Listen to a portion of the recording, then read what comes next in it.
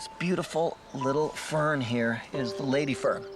And this is the choice edible fiddlehead for the West Coast. Over on the East Coast, it's ostrich fern. Here, lady fern. It's a delicious little fiddlehead.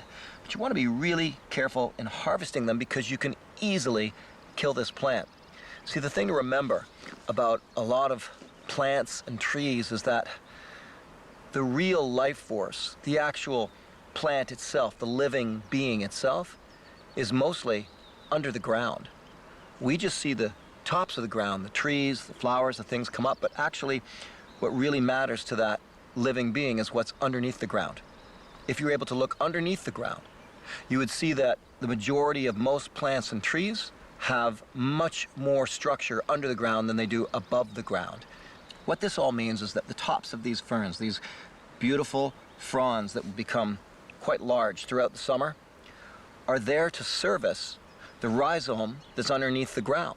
Through photosynthesis, it's feeding the rhizome. So if I come along here and I pick all of these fiddleheads, I'm basically starving the plant to death at that point for the rest of the summer. It will likely die. That's why you want to harvest responsibly. So in this case here, there's 1, 2, 3, 4, 5, 6, 7, 8 fiddleheads on this one plant right here. Now some people would say, oh, we'll take half. No, maybe a quarter. So in this case, 2 would be just fine.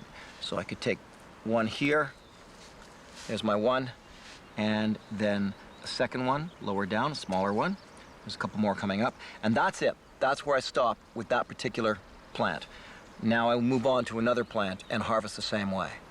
So remember that what you're seeing is not necessarily the most important part of any tree or plant. The brain, the heart, the soul of these living species of shrubs, vines, flowers, plants, and trees is underneath the ground.